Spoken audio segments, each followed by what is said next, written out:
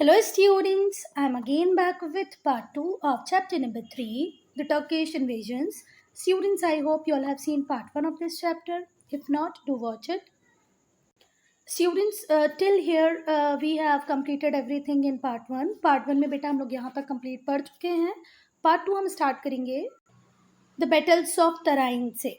ठीक है, तराइन के बैटल्स को हम पढ़ेंगे अब, जो हुए किसके बीच में बेटा? पृथ्वीराज चौहान और मोहम्मद घौरी के बीच में. ठीक है, चलो. तो जो फर्स्ट बैटल ऑफ तराइन था वो पृथ्वीराज और मोहम्मद घौरी के बीच में हुआ, जिसमें पृथ्वीराज चौहान को बहुत ज़्यादा एफर्ट लगाने की ज़रूरत नहीं पड़ी और उन्होंने एक्सपेल किया पंजाब से किसको? घौरी को. ठीक है. अच्छा, घौरी को हराने के बाद उन्होंने बहुत ज़्यादा तैयारियां फिर से नहीं की कि भैया ये वापस आ सकता है. कुछ भी उन्होंने ऐसा नहीं किया और ये ब्लंडर की तरह साबित हुआ, है ना? क्योंकि घौरी एक बार देख चुका था कि पृथ्वीराज चौहान का एक स्ट्रॉन्ग होल्ड है उस पर्टिकुलर एरिया पे, एक अच्छी खासी आर्मी उसके पास है. पृथ्वीराज चौहान खुद एक एबल मिलिट्री पर्सोनेल है, ठीक है ना, एक एबल लीडर है. तो अब मोहम्मद घौरी पूरी तैयारी से आएगा, है ना, अगर उसको दोबारा आना पड़ेगा तो, क्योंकि वो अब यहाँ की जोग्राफी भी जानता है, पावर भी जानता है पृथ्वीराज चौहान की, उसकी स्ट्रेंथ भी उसे पता है. तो अब वो दोबारा आएगा बेटा और बेटर प्लान्स के साथ आएगा, है ना, बहुत ज़्यादा प्रिपेयर होके आएगा. अच्छा, पृथ्वीराज चौहान इस बीच सारे राजाओं से अपील भी कर रहे हैं, जितने भी नंदन इंडिया के जितने भी किंग्स थे उनसे अपील कर रहे हैं कि आओ, है ना, हम सब मिलके लड़ते हैं और ये जो कॉमन एनिमी हमारा है, क्योंकि एक ना एक दिन आज ही मुझे हार्म कर रहा है, एक ना एक दिन आपको भी हार्म करेगा. चलो हम सब मिलके इसको डिराइव आउट करते हैं, हमारे एनिमी को बाहर भगा देते हैं. अच्छा, बाकी के सारे राजा तैयार भी हुए, ऑल अग्रीड. पर जो सबसे पावरफुल रूलर थे, राजपूत रूलर थे, उनका नाम था राजा जयचंद्र. कहाँ के? कन्नौज के.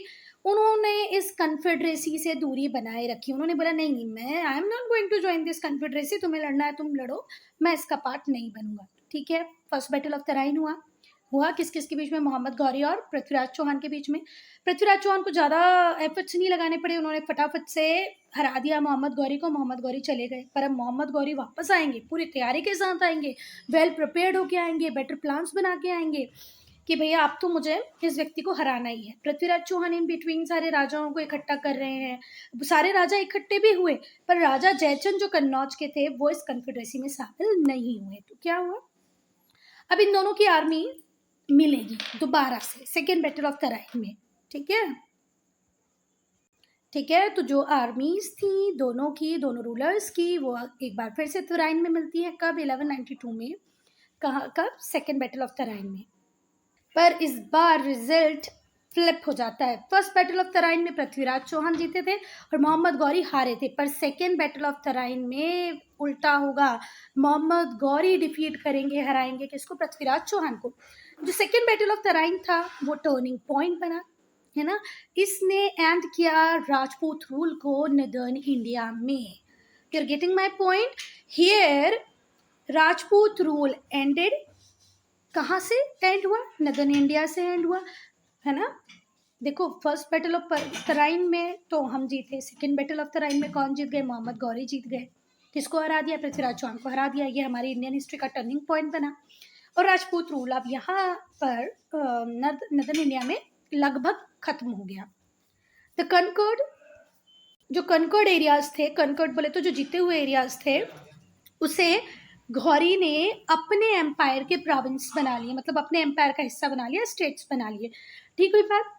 जो भी एरिया राजपूतों से जीता उसको अपने एम्पायर का, अपने साम्राज्य का पार्ट बना लिया.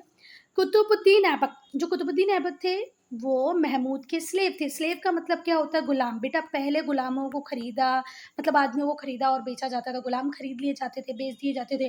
पर एक बात देखना, थोड़ी सी पॉजिटिव आपको देखने को मिलेगी कि जितने भी ये जो टर्किश रूलर्स हैं, इन्होंने अपने स्लेव्स को पढ़ाया भी, लिखाया भी, उन्हें हर प्रकार की ट्रेनिंग दी. मतलब ये लोग स्लेव्स को आज जैसे हम नौकरों या गुलामों को रखते हैं वैसे नहीं रखा है, इन्होंने अपने गुलामों को प्रॉपर ट्रेन किया. तो कुतुबुद्दीन ऐबक जो थे वो मोहम्मद के स्लेव थे, मोहम्मद घौरी के गुलाम थे. और फिर उसी गुलाम को उन्होंने इतनी ट्रेनिंग दी कि बाद में उसे क्या बनाया? जनरल बनाया. And Bakhtiyar Khilji were made in charge of the conquered territory. और देखो फिर से ध्यान से सुनो, तो जो कुतुबुद्दीन ऐबक थे जो कि उनके गुलाम भी थे, और बाद में उसको इतनी अच्छी ट्रेनिंग दी कि बाद में इन्होंने जनरल भी बना दिया उसको, और साथ ही साथ बख्तियार खिलजी को इन्होंने क्या बना दिया, इंचार्ज बना दिया कनकट टेरिटरी का। जो भी टेरिटरी जीती थी मोहम्मद गौरी ने, उसमें कुछ एरियाज बख्तियार खिलजी को दे दिए, कुछ एरियाज किसको दे दिए, कुतुबुद्दीन ऐबक को दे दिए। Mohammad Ghori is known as the founder of Turkish rule in India. Mohammad Ghori को हम कैसे जानते हैं कि भैया टर्किश रूल को इंडिया में एस्टेब्लिश करने वाले कौन ही थे, मोहम्मद गौरी थे। ठीक हुई बात। Mohammad Ghori is known as the founder of Turkish rule. तो यहाँ पे क्वेश्चन आएगा who is known as the founder of Turkish rule, तो क्या बोलेंगे आप, Mohammad Ghori. But is long absence from India. पर मोहम्मद गौरी इंडिया में बहुत ज़्यादा टाइम तक रहा नहीं, वो बाहर ही रहता था इंडिया से। इस वजह से इंडियन टेरिटरीज में क्या क्रिएट हुआ बेटा, डिसऑर्डर क्रिएट होने लग गया। बेटा जो मोहम्मद गौरी था वो मर गया, कब मर गया, when he was crushing this revolts. ये जितने भी रिवोल्ट्स आसपास वाले एरिया में चल रहे थे, देखो किसी एरिया को जीतना एक अलग बात होती है और उसको संभाल के रखना, वहाँ अपना रूल एस्टेब्लिश करना, अपने लॉज चलाना, वो एक अलग बात होती है। मोहम्मद गौरी ने ये नहीं किया, वो जीती हुई टेरिटरी से बहुत टाइम तक दूर रहते, अपने जनरल्स को के सुप्रद वो टेरिटरीज को करके चले जाते, तो रिवोल्ट होते रहते। और इन्हीं रिवोल्ट्स को रिवोल्ट बोले तो विरोध है ना, विद्रोह। जो विरोध करते हैं बाद में वही विद्रोही बन जाते हैं और लड़ने लग जाते हैं। तो इन रिवोल्ट्स को क्रश करते हुए मोहम्मद गौरी मारे जाते हैं। After the death of Mohammad Ghori की डेथ के बाद पावर स्ट्रगल चालू हो जाता है कि अब कौन नया पावर सेंटर होगा, कौन व्यक्ति ऐसा होगा जो सबसे इम्पोर्टेंट कहलाएगा, है ना। क्योंकि जब तक मोहम्मद गौरी थे तो उसके स्लेव्स, उसके जनरल्स वो ही रूल कर रहे थे टेरिटरीज पे। अब मोहम्मद गौरी की हो जाती है डेथ, तो भी ये लोग सोच रहे हैं कि भाई अब हम खुद रूल करेंगे कि हमारे ऊपर कोई रूल करेगा, है ना, हम हमारे हिसाब से चलेंगे। तो पावर स्ट्रगल चालू हो जाता है किसके बीच में, जनरल्स के बीच में। ठीक है, क्योंकि मोहम्मद गौरी का कोई बेटा तो था ही नहीं जो उसको सक्सीड करता। समझ में आगे बात, अगर उसका बेटा होता तो वो नेक्स्ट रूलर बन जाता, कुतुबुद्दीन ऐबक के ऊपर वो रूल करने लगता, बख्तियार खिलजी के ऊपर वो रूल करने लगता, है ना। पर क्योंकि मोहम्मद गौरी का कोई बेटा नहीं था, इसीलिए उसके जो जनरल्स थे वो पावर के लिए लड़ने लग गए। इंडिया में जो कुतुबुद्दीन ऐबक थे उन्होंने इंडिपेंडेंस घोषित कर दी और स्लेव डायनेस्टी का फाउंडेशन रखा। क्योंकि कुतुबुद्दीन ऐबक, अभी हमने ऊपर पढ़ा ना, वो स्लेव थे, गुलाम थे। तो जिस वंश की ये स्थापना करते हैं उसे हम क्या कहते हैं, गुलाम वंश, स्लेव डायनेस्टी। और कहीं कहीं पर आपको मामलुक डायनेस्टी भी देखने को मिलेगा। ठीक है, मामलुक डायनेस्टी, स्लेव डायनेस्टी, इसके फाउंडर कौन है, कुतुबुद्दीन ऐबक। क्यों इसे स्लेव डायनेस्टी का नाम दिया गया, क्योंकि कुतुबुद्दीन ऐबक खुद क्या थे, स्लेव थे। किसके स्लेव थे बेटा, मोहम्मद गौरी के। अब बेटा हम एक कंपैरेटिव स्टडी देखेंगे महमूद ऑफ गजनी और मोहम्मद गौरी के बीच में। अगर आपसे पूछता है कोई कि भाई ज़्यादा अच्छा मिलिट्री लीडर कौन था, तो वो महमूद ऑफ गजनी ही थे। ठीक है, ये बिल्कुल सच बात है, बिल्कुल सही है कि जो मोहम्मद गौरी थे वो उतने टावरिंग मिलिट्री लीडर, उतने अच्छे मिलिट्री लीडर नहीं थे जितने कि कौन थे, महमूद ऑफ गजनी। पर फिर भी जब हम दिल्ली सल्तनत की बात करते हैं, मुस्लिम रूल की बात करते हैं, तो फाउंडर कौन थे मुस्लिम रूल के या दिल्ली सल्तनत के, तो वो कौन थे बेटा, मोहम्मद गौरी। ठीक है, इसके पीछे दो रीज़न है, एक एक करके हम उन दोनों रीजन्स को पढ़ेंगे। ठीक है, बात समझ में आ गई। ज़्यादा एबल, ज़्यादा समर्थ, ज़्यादा लायक कौन था, महमूद ऑफ गजनी। पर भी दिल्ली सल्तनत का फाउंडर या मुस्लिम रूल का फाउंडर हम किसको कहते हैं, मोहम्मद गौरी को। ऐसा क्यों, अब हम पढ़ते हैं। मोहम्मद गौरी ने टेरिटरीज को एनेक्स किया, टेरिटरीज को जीता, ठीक है, और उसे अपने एम्पायर का पार्ट बना लिया। पर महमूद ऑफ गजनी तो सिर्फ इंडिया में लूट पाट करने आता था, प्लंडर करना, लूटना, बस, इसके अलावा तो कोई काम ही नहीं था उसका। जो टेरिटरीज को जीत लेता उनमें लूटपाट मचाता और उनको वैसे ही छोड़ के चलता बनता। तो लोग उसको सिर्फ लुटेरे की तरह जानते थे, है ना।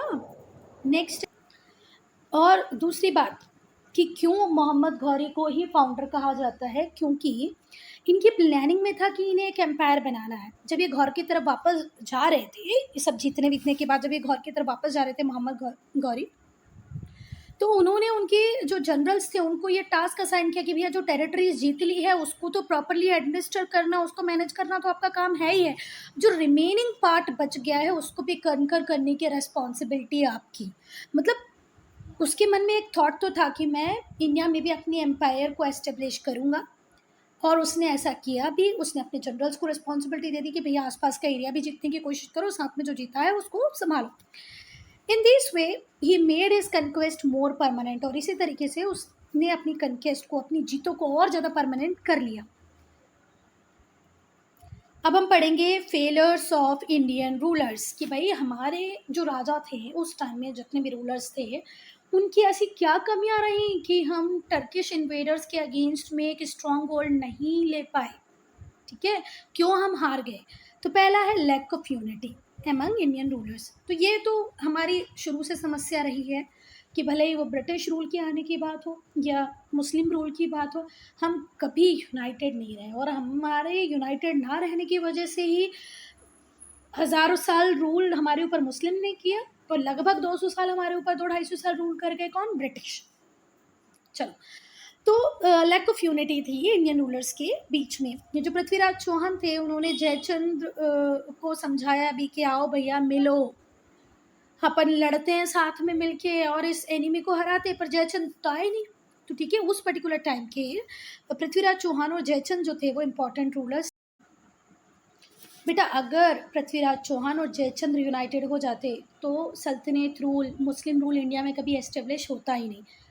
पर दे फेल्ड, वो फेल हो गए। उन्होंने एक दूसरे की बात समझी ही नहीं, सोची ही नहीं, अपने कॉमन एनिमी को पहचाना ही नहीं, यूनाइटेड हुए ही नहीं। तो 1000 साल मुस्लिम हमारे ऊपर रूल कर गए, है ना। They fail to unite against the foreign enemy. Next है वीकनेसेस ऑफ इंडियन सोसाइटी। जो इंडियन सोसाइटी थी वो डिफरेंट क्लासेस में डिवाइड थी, अपर कास्ट, लोअर कास्ट, एक दूसरे के टुवर्ड्स हेट्रेड थी, डिसरिस्पेक्ट था, है ना। एक कास्ट का व्यक्ति दूसरे कास्ट को पसंद नहीं कर रहा, अनटचेबिलिटी थी। तो इन सब चीज़ों को देखते हुए अगर कोई खतरा भी आ रहा है एक ऐसे व्यक्ति के ऊपर जो हमारा दुश्मन है, तो हम उसके लिए अच्छा नहीं सोचते, वहाँ ठीक है मार दो इसको, मार दो, हमें कोई मतलब नहीं, वैसे भी हमारा दुश्मन ही है। तो इंडियन सोसाइटी की भी कुछ वीकनेसेस थी जिनकी वजह से मुस्लिम रूल इंडिया में इजीली एस्टेब्लिश हो गया। वो था कास्ट, है ना, अपर कास्ट, लोअर कास्ट, और इन लोगों के बीच की आपस की लड़ाई। There was hatred and disrespect among the caste. This stopped people from uniting against a common cause. और इसी भेदभाव की वजह से ये लोग यूनाइटेड नहीं हो पाए, और यूनाइटेड नहीं हो पाए तो मुस्लिम रूल इंडिया में एस्टेब्लिश हो गया। फॉल्टी पॉलिटिकल सिस्टम, बहुत सारे स्मॉल चीफ हुआ करते थे, छोटी छोटी टेरिटरी, इधर का चीफ अलग, यहाँ का चीफ अलग, यहाँ का चीफ अलग। तो ये जो सिस्टम था पॉलिटिकल सिस्टम की, हर छोटी टेरिटरी का एक अलग चीफ होना, इसे क्या कहा गया? Faulty political system. इन सबकी आर्मीज होती थी, हर चीफ की अपनी आर्मी होती थी, और ये जो छोटे छोटे चीफ होते थे ये किंग्स के लिए, राजाओं के लिए आर्मी को मेंटेन रखते थे। इस टाइप का जो मिलिट्री सिस्टम हमारे इंडिया में उस टाइम में चल रहा था, उसकी वजह से कोऑर्डिनेशन नहीं बन पाया प्रॉपर, और ये लेस इफ़ेक्टिव रहा अगेंस्ट हुम? Against Turks. ठीक है, उस टाइम में कोई भी हमारे इंडिया में आता टर्क्स को छोड़कर भी, तो भी वो अपने रूल को इजीली एस्टेब्लिश कर लेता, क्योंकि इतने डिफरेंसेस थे, भले वो कास्ट के बेसिस पे हो, भले ही हमारी पॉलिटिकल सिस्टम हो, या हमारी डिसयूनिटी हो। Inferior military art of Indian rulers, हमारे जो मिलिट्री आर्ट थे बेटा वो भी बहुत ज़्यादा फाइन नहीं थे।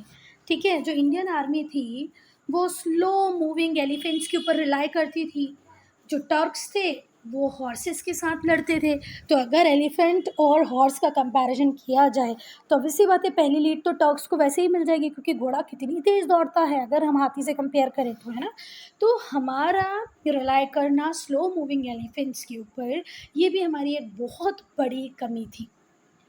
इम्पैक्ट ऑफ टर्किश इन्वेजन्स जो इंडिया में हुए, है ना, उनके क्या इम्पैक्ट हमारे सोसाइटी के ऊपर पड़े, हमारे इंडिया के ऊपर पड़े, अब हम वो पढ़ेंगे।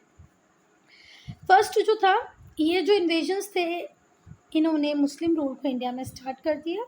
Turkish invasion started Muslim rule in India. जो न्यू रूलिंग क्लास थी उसका रिलीजन अलग था, उसका रिलीजन क्या था? इस्लाम। तो धीरे धीरे उस रूलिंग क्लास ने उस रिलीजन को इंडिया में प्रोपेगेट करना चालू किया। आज हम बोलते हैं कि हमारी सबसे बड़ी माइनॉरिटी मुस्लिम है। Out of in number of minorities, Sikh, Jain, Parsi, Christian, Muslim भी है। मुस्लिम आज हमारी कंट्री में सबसे बड़ी माइनॉरिटीज़ है, मतलब 40% से भी ज़्यादा आज हमारी कंट्री में मुस्लिम्स रहते हैं। तो क्यों रहते हैं? क्योंकि जो नई रूलिंग क्लास थी उसका रिलीजन अलग था, इस्लाम था, उन्होंने इस्लाम को यहाँ प्रोपेगेट किया। ये जो इन्वेडर्स थे, और इसी प्रोपेगेशन के कारण एक हमारी कंट्री से 3 कंट्री बन गई, बांग्लादेश अलग बन गया, पाकिस्तान अलग बन गया, है ना। चलो छोड़ो। These invaders also brought Islamic Arabic culture and custom, ये इस्लामिक अरेबिक कल्चर कस्टम हमारे इंडिया में लेके आए। तो इन इन्वेडर की वजह से आज हमारे कंट्री में इस्लामिक कल्चर है, अरेबिक कल्चर है, कस्टम्स हैं। जो न्यू कल्चर था वो हमारे पुराने ट्रेडिशंस के साथ मिल गया। जो न्यू कल्चर था, न्यू कस्टम्स थे, ये इंटरमिंगल कर गए, मिल गए किसके साथ, हमारे ओल्ड ट्रेडिशंस के साथ, और यहाँ से कंपोजिट कल्चर का राइज होता है। ठीक है, फिर हमें एक ऐसा कल्चर देखने को मिला जिसमें कुछ जो एलिमेंट्स थे वो इस्लामिक थे, कुछ एलिमेंट्स जो थे वो इंडियन थे, है ना। मतलब इंडियन कल्चर, इस्लाम कल्चर दोनों को मिला के एक फ्यूजन बना, कंपोजिट कल्चर बना। Besides the invasion opened up the Indian subcontinent for migration. अच्छा, इन इन्वेजन के साथ इंडिया ओपन अप हो गया, किसके लिए, माइग्रेशन के लिए। लोग दुनिया भर से आकर इंडिया में रहने लग गए। आई बात समझ में कि जब तक ये इन्वेजन्स नहीं हुए थे, टर्किश इन्वेजन्स नहीं हुए थे, तब तक इतने मैसिव लेवल पे माइग्रेशन नहीं होता था, पर इसके बाद तो माइग्रेशन बहुत मैसिव लेवल पे स्टार्ट हो गया। इंडिया में लोग बहुत ज़्यादा नंबर में ट्रेडर बन के आ गए, शोल्डर्स बन के आ गए। People came to India as trader, या तो व्यापारी बन के आ गए कुछ बेचने खरीदने, या तो सैनिक शोल्डर बन के आ गए। Gradually they adopted the Indian way of life, क्योंकि वो यहीं रहने लग गए, तो उन्होंने इंडियन वे ऑफ लाइफ को इंडियन के मतलब हमारे हिसाब से रहने लग गए। चलो ये स्टोरी पढ़ लेते हैं, a popular tale about Prithviraj. जब सेकेंड बैटल ऑफ तराइन हो गया, पृथ्वीराज हार गए, तो उन्हें कैप्चर कर लिया गया, उन्हें बहुत बैडली ट्रीट किया गया, उन्हें अंधा बना दिया गया। मतलब पृथ्वीराज चौहान के साथ बहुत बुरा हुआ, उन्हें बैड ट्रीटमेंट तो मिला ही मिला, साथ में उन्हें अंधा बना दिया। बनाने वाले कौन थे, मोहम्मद गौरी। ठीक है, पर उन्होंने गिव अप नहीं किया। चंद्रवरदाय इनके कोर्ट पोएट थे। चंद्रवरदाय फ्रेंड भी थे पृथ्वीराज चौहान के, और कोर्ट पोएट भी थे, पोइट्री बहुत अच्छी करते थे चंद्रवरदाय।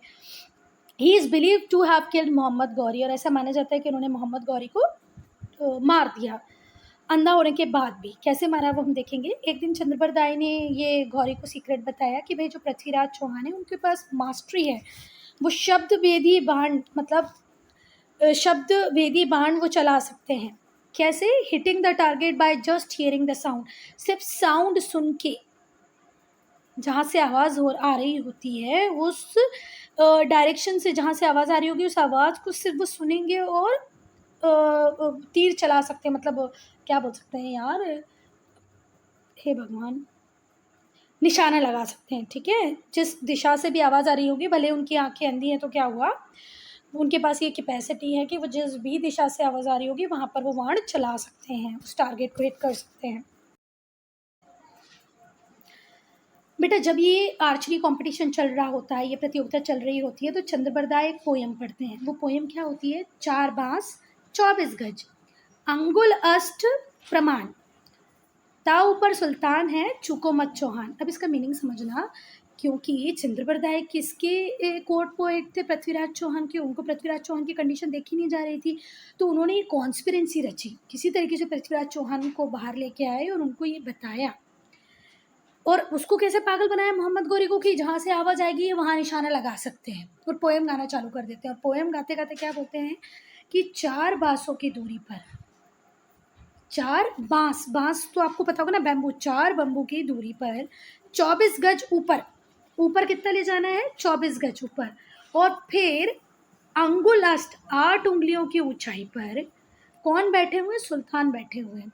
तो तुम ऐसा निशाना मारो चौहान कि वो मारे ही जाए, है ना, बचे नहीं। समझ में आया, नहीं समझ आया तो फिर से देखना। इसका मीनिंग इंग्लिश में क्या होगा, 4 बैम्बू लेंथ इन फ्रंट, सामने से कितनी लेंथ लो, 4 बैम्बू की, 4 बांसों की लंबाई ले लो।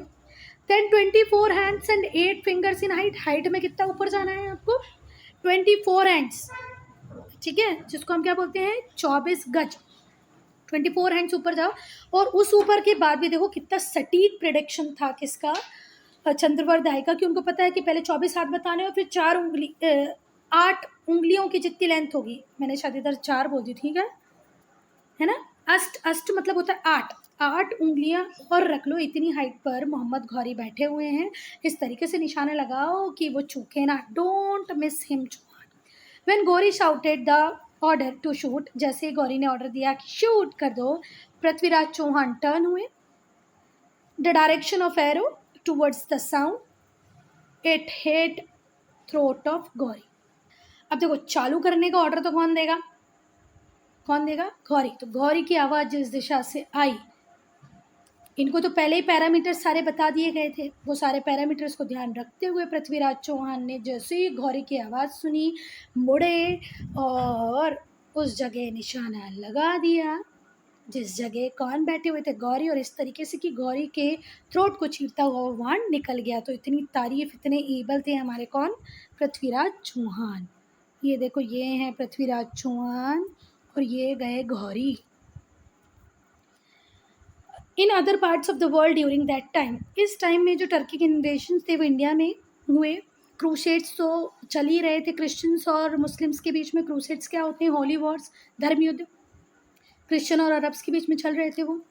जो यूरोपियन क्रूसेडर्स थे वो चाहते थे कि जेरूसलम को फ्री करा लिया जाए। जेरूसलम किसके पास आ गया था, इस्लाम के पास आ गया था, मतलब अरब के पास आ गया था। इन द ईयर 1192 सी में सेकेंड बैटल ऑफ तराइन जब हुआ, तो जो क्रूसेडर्स थे उन्होंने साइन की treaty of Ramla. It was agreed that, इस ट्रीटी के साथ ये एग्री किया गया कि जेरूसलम मुस्लिम कंट्रोल में ही रहेगा, पर ये जो सिटी है वो क्रिश्चियंस के लिए भी ओपन है, जब चाहें जब क्रिश्चियंस यहाँ के दर्शन वर्शन कर सकते हैं, तीर्थ यात्री की तरह आ सकते हैं।